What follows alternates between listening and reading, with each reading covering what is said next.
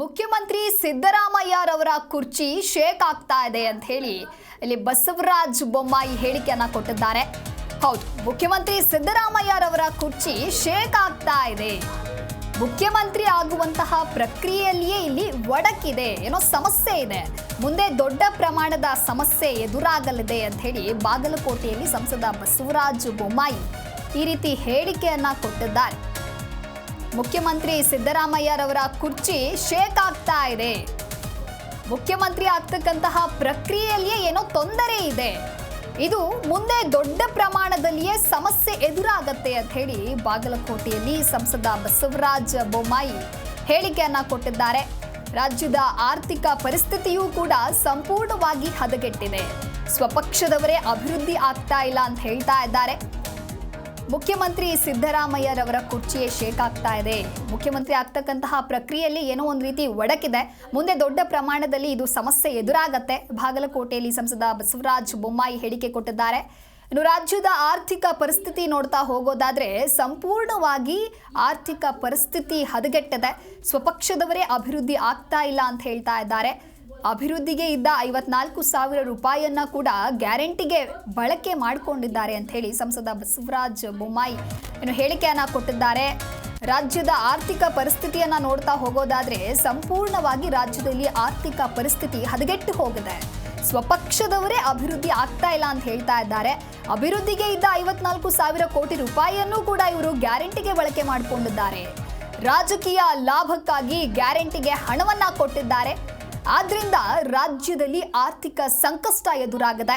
CM Siddaramaiah ಅವರು ಇದಕ್ಕೆಲ್ಲ ಉತ್ತರವನ್ನ ಕೊಡಲಿ. ಕಾಂಗ್ರೆಸ್ ವಿರುದ್ಧ ಸಂಸದ ಬಸವರಾಜ ಬೊಮ್ಮಾಯಿ ಈ ರೀತಿ ಹೇಳಿಕೆಯನ್ನ ಕೊಟ್ಟಿದ್ದಾರೆ. ಸ್ವಪಕ್ಷದವರೇ, ಆ ಪಕ್ಷದವರೇ ಅಭಿವೃದ್ಧಿ ಆಗ್ತಾ ಇಲ್ಲ ಅಂತ ಹೇಳ್ತಾ ಇದ್ದಾರೆ. ಎಲ್ಲವನ್ನ ಕೂಡ ಗ್ಯಾರಂಟಿಗೆ ಬಳಕೆ ಮಾಡಿಕೊಂಡಿದ್ದಾರೆ. ಹಾಗಾಗಿ ರಾಜ್ಯದಲ್ಲಿ ಆರ್ಥಿಕ ಸಂಕಷ್ಟ ಎದುರಾಗಿದೆ ಅಂತ ಹೇಳಿ ಬೊಮ್ಮಾಯಿ ಇಲ್ಲಿ ಹೇಳಿಕೆಯನ್ನ ಕೊಟ್ಟಿದ್ದಾರೆ. ರಚನೆಯಾಗಿ ಅಕ್ಸೆಪ್ಟ್ ಆಗಿರುವಂತಹ 75 ವರ್ಷದ ಹಿನ್ನೆಲೆಯಲ್ಲಿ ಇದನ್ನ ಆ ಸ್ಪೀಚ್ಗಿಂತ ಮುಂಚಿಂದನೇ ಇದು ಪ್ರಾರಂಭ ಆಗಿದೆ. ಇದಕ್ಕೆ ಏನೋ ಸಂಬಂಧ ಇಲ್ಲ. ನವೆಂಬರ್ 26ರಿಂದನೇ ಪ್ರಾರಂಭ ಮಾಡಿದ್ವಿ ಸರ್. ಈಗ ಆತ್ಮಹತ್ಯೆ ಪ್ರಕರಣ ಸಂಬಂಧಪಟ್ಟಂತೆ ಅದಕ್ಕೆಲ್ಲ ಸಂಬಂಧ ಇಲ್ಲ. 75 ವರ್ಷ ಸಂವಿಧಾನ ರಚನೆಯಾಗಿ ಜಿ ಕನ್ನಡ ನ್ಯೂಸ್ ಈಗ ನಿಮ್ಮ ಮನೆಯಲ್ಲೇ ನೋಡಿ. ಎಲ್ಲ ಕೇಬಲ್ಗಳಲ್ಲಿ ಈಗ ಲಭ್ಯ.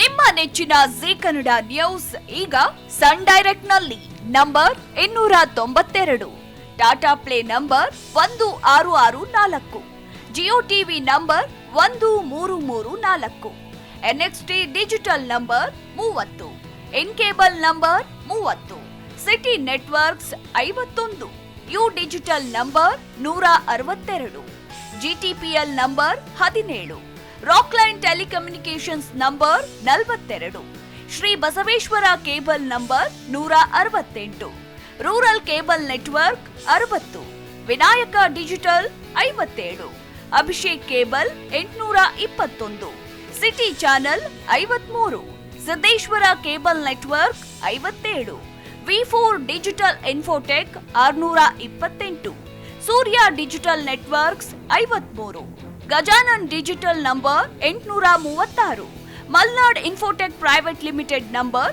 56, Metrocast number 830, victory digital number 167ರಲ್ಲಿ ನೋಡಿ ಆನಂದಿಸಿ.